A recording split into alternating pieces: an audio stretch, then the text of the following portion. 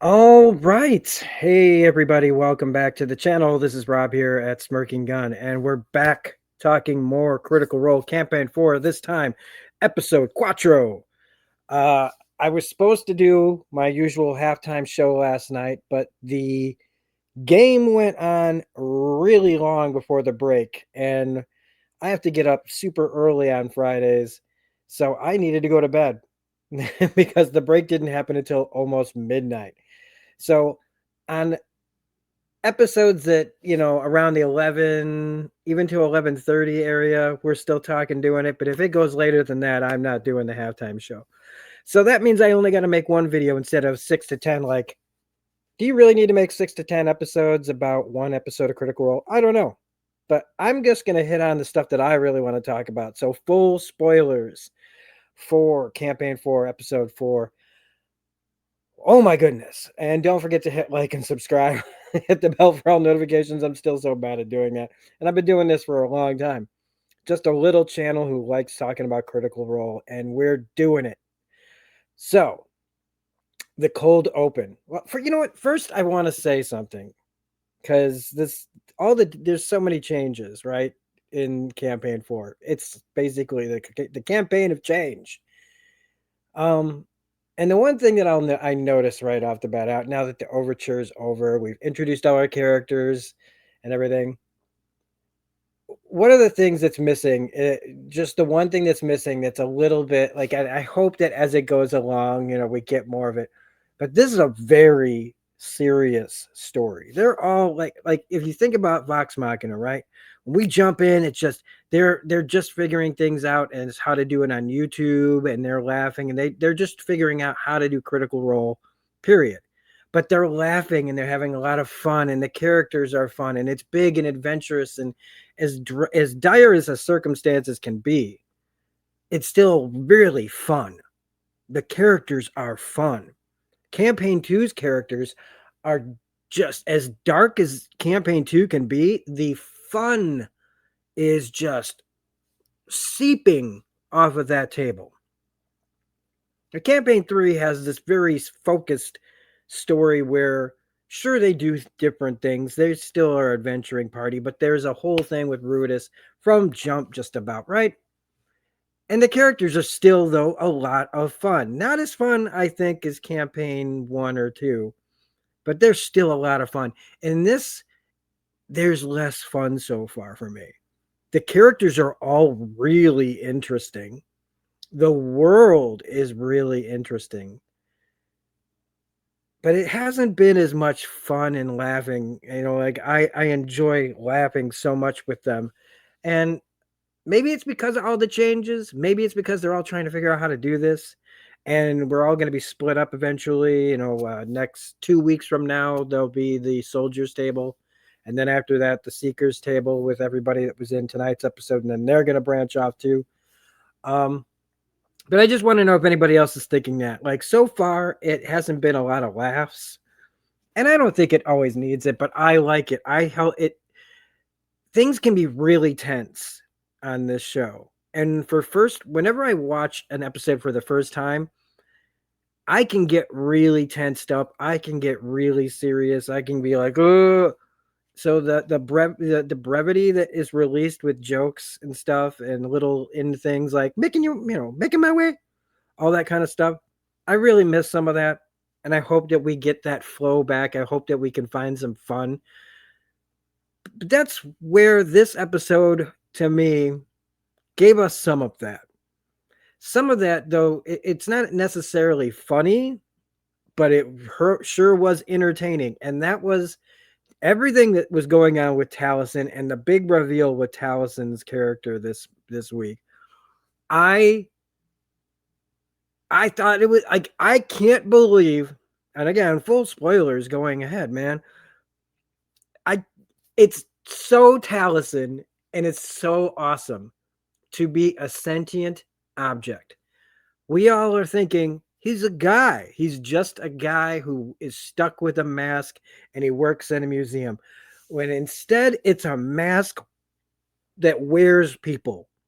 And if something happens to that person, he just finds a new person. And it's got all the memories. And so following this guy out, and I'm trying to figure out what is going on here. And the fact that he just dies. Now, was it the plan to die here?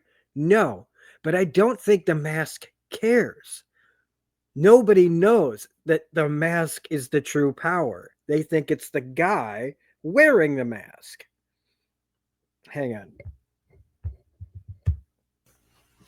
All right, I had to pause it because it's fall. And here where I live, we're being assaulted with box elder bugs and the little Japanese beetles. And they get into everywhere right now and they're flying all around. And if you have light anywhere, they're bouncing off of everything wherever you go. So if there's like suddenly little beats where you go, I think he paused it there. It's because they're bouncing off of every light in here. I don't know how they just get in any little hole in your house. They just get in. So anyway, Talison's a mask. And I couldn't be more here for it. And I also loved it. And that was so much fun. That was not the fun I was looking for, but I got the fun I needed anyway, which is like this thing cutting people up, like getting rid of his old body, putting on a new one, and like knowing that like this body that was underneath that everybody's been talking about is basically this like kind of sucked out, like it's like if like how like a symbiotic thing almost, but it's like it's just a host. The person that it takes is essentially, is like dead. I guess, or it's somehow keeping it alive in ways, and it's just desiccating and getting old and sunken in. Fantastic. And then later, him having to explain all of this. I love it's so Taliesin to try to be kind of vague and like work it out yourself when it's just like, look, at the end of the day, just plain speak, tell us what you are. I'm an object. But also he was a thing created to kill a god. Like all the ways this is like, okay, Ashton had a really sad backstory. And just thinking about how his existence was nothing but pain, like your body is rock and crystal, and how would that feel as somebody that like walking around just in constant agony? And what would that do to somebody? Just coming up with that kind of idea and why and how, the hows and whys, and then the power set, all of that stuff is nuts. It makes No Mercy Percy look quaint, right? Just a gunslinger who, if you watch our Vox Machina campaign on the channel for Baldur's Gate 3, no man, our No Mercy Percy in that game is a beast. And then you've got you had both Molly Mock and Caduceus, but I don't think anything touches this character. And what like how many times is he going to switch bodies? I mean, if something happens to the body, the mask can just go to somewhere else. In some ways, he's an immortal character as long as we don't know if this mask can be damaged. We don't know if it can be burned up. And in that box, they talk about it a little bit in the cooldown. There's another mask out there. How do you get it? Because it kind of disappeared. I don't know. Is this like, would this mask know the other mask? Lots of questions, lots of amazing questions. And just okay, like does so it retains the knowledge. It went to work in a museum, so then it got to learn all this stuff. So think about like what a crazy like way to be. Like this thing has it would be so intelligent throughout how many years it's been in existence. Although I guess it hasn't been that long. Well, no, because the whole Murray discussion about who's been alive longer, the mask has been alive longer. But just so many implications, so many ways that this can go. This is going to be a lot of fun to watch this character. Now, the heavy part, like this is only our second initiative in the game. with Julian, Valus, Taisha, and Octus. And the whole fight with the Taconis people. His Octus's own family. I did not see going this way.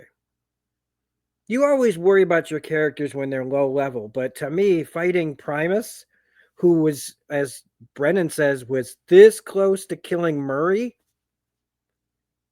it's like to me going up against Odahan at level 3. If you know that reference, it's a character from Campaign 3 who, at the point that the Bell's Hells met up with Odahan, Ludinus is like second in command, who in some ways I think is tougher than Ludinus, just smoked them. And then, I mean, even when they leveled up and came at it again, Odahan just smoked them.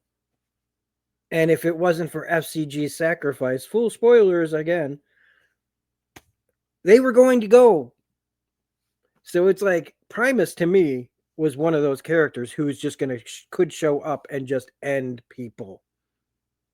Just like I forget if it was Primus that killed Julian's dad. I think it was, but if this guy or his son, doesn't matter which one really, can take somebody's skull out their head and their spine and just kill you instantly before you would even know, because they even said he died without even knowing how he died. And then those roles, this fight. I mean, Julian, Matt, who were you guys looking at Matt's face throughout this whole episode? Especially by the end of it when they're all together and he is just everything is going on around him. They're all talking about the portent and all this other stuff and laughing and kind of joking. And Matt is like focused. He is Julian. He is taking all the emotion of what happened to him and he is holding it in and remaining focused. He's kicking ass. He's getting the roles. Poor Ashley. There's been a lot of roles. They keep talking about curse tables and stuff, but like the roles are the roles, man. The roles are the roles. But at least Valus is an elf and they can't really do too much to her, these ghouls. So she can keep missing, but they haven't, weren't able to do too much damage. But the real damage happens to Octus. And this is one of those games, man, where it's like the rolls giveth, the rolls taketh away, and then the rolls giveth back. If you roll with a portent and a nat 20 and a mask who knows how to use like a bunch of people that know dead bodies. So Octus is killed by his own family. They don't like him. There's a kind of both Julian's dad not, being really hard on him. You think his dad was hard on him. Primus's dad ain't got, like Julian's dad ain't got nothing on Primus. They kill their own son. Octus dies. And it's not that big a surprise. Again, he's level 3. He's kind of the newbie. During the last episode and this is great role playing for Alex's part, he went with it. He's like, no, my character would be totally intimidated. I would just go with him. But that whole moment, I was like, don't go with him. Don't go with this dude. He is taking you somewhere you don't want to go. And boy, oh boy. But once we know a little bit more about the backstory and the character creation of this, we know now if you watch the cooldown. If you didn't watch the cooldown, here's some extra bit of spoilers. This was always the plan to have his character die so that he could come back. And be this like revenant wizard. But tonight, if they hadn't done whatever, so there was some of this built in, but nobody knew when this could happen. So it happens. He dies in this. Rick gets his heart taken out, gets the night song put in there, which I thought was like, okay, maybe this is all about, like maybe putting that in him automatically brings him back or something. Like, we don't know what was the plan of this. Why would they put this stone inside somebody? Because Valus wants a stone, Tiazi wanted the stone, but he's dead. And then his ghost dies. Like, that was the most heartbreaking part. It was like, it's one thing for a character to die, and you're like, oh, and he's still there though. Brendan's not telling him to leave. And then we have this whole, Taisha Octus connection where it's like, oh, they're gonna bring him back. Oh, he's okay, so he's dead, and now he's really dead. He's not mostly dead, and he has to leave the table. So he's really dead, and he was a really interesting character. But that was one of the things that was also pretty cool. Was okay, real stakes. We're in episode 4. A character rolls bad. This is the way the cookie crumbles. So, but then at least they all, everybody else leaves. And in typical, I don't know if it's D&D fashion or if it's just Critical Role fashion, but the two villains bamf out of there like fucking Nightcrawler and leave the damage. The ghouls are all there to kill them. And here's the thing, this is also a fight that I don't consider a victory, unless you consider just getting away a victory. Like, they could have stayed and killed all those ghouls, and I'm glad that they didn't have Julian stay behind and sacrifice himself, because it sounded to me like Matt was like almost ready to be like, I'm gonna just stick behind and if I live or die. I think it was a character choice, but getting him to leave was a good choice. So then we have, like, again, the whole explanation of the mask going into his secret archives. This part was a little bit where my mind was drifting a little, and that usually means that I'm going to have to go and rewatch it again so that I catch a lot more of the details about the things that they're looking for, because the big mystery still is like a lot of, what was Thiazi really doing? Why are we doing all this? Why did he trust? Why am I hearing that, I should be warned? Like, one person's being warned about a Bolaire and another person isn't. There's a lot going on with this overall mystery, not just like, how do we defeat the Taconuses, and what do we find out with the soldiers and getting Casimir and Sid, Teor's brother. Like, there's all kinds of stuff still going on. But this was the part where I was a little drifting off a little bit, but that's mostly because I'm also trying to watch this on my lunch break at work. So it's a little distracting when you have a whole bunch of things going on, even on your break. But in the end, when everybody gets back together, and all of a sudden, they're talking about Octus. They all go to find out what happened. They knew Octus was in danger. They go, they track everybody down. And when they use the portent, they're gonna get the stone and all that. And Taisha, heartbreaking, her whole thing of having to watch him die and then die again, and keep trying to heal him when it's kind of just doing nothing but mending his body. So when the Nat 20 works because of the portent and everything else, and they use a kind of magic that's like never happens to suddenly breathe life into something that is done. Now, they talk about in the cooldown, in D&D, death is, it can go either way. Depends on whether or not that character is designed to come back, or if that character even wants to come back. Did he fall into molten lava and have no body? Like, can we bring back his spirit somehow through the, but the fact that, like, and then the table shakes and Octus is back after this, like, incredible situation that, again, Brennan says they don't get the rolls. We don't put the thumb on the scale and make it happen. They nailed it. These are people that have been playing this game for a long time. It is so great when Marisha just pops up, like, because it's a DC of 30. They don't think they can physically do it, and Marisha's portent just saves the day. These groups are really amazing together, and getting Octus suddenly back dead is great. I like Alex a lot. I'm so glad that he didn't have to re-roll a new character yet. And I think it's also, I love that this is when Matt finally pops off and is like, you guys, like, because it's true to Matt's character. Julian would be like, why, like, your family just killed my dad in front of me. Why should we trust you? We don't know. If this is just more bullshit, because we don't kind of know. Like, him coming back, what does that mean?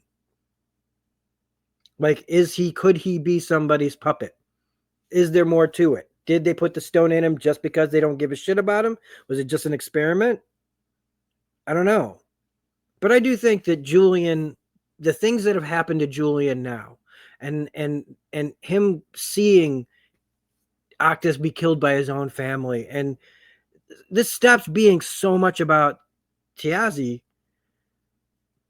that I still see so much potential for Matt's character to slowly come around and become, like, being able to maybe not forgive, but like become part of something better and become a good teammate.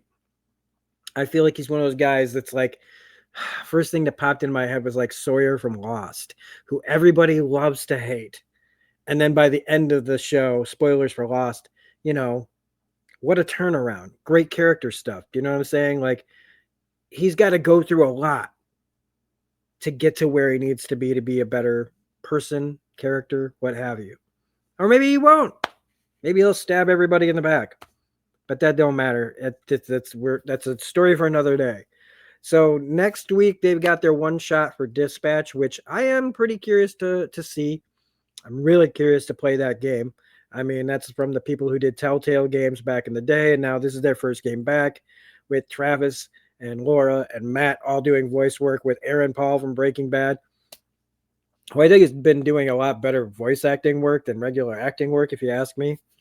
Um, but then after that, we come back to our soldiers table for episode 5. So I can't wait in 2 weeks to come back. And you know what? It's good to have a little bit of a break, a little bit of time to like chew on everything, rewatch stuff, and get to know more about it. So, like, again, put in the comment section anything that you guys want to add to this, anything that I missed that you want to talk about, something that I made a mistake on. I want to know more about like the D&D elements about this, because that's my weakest part.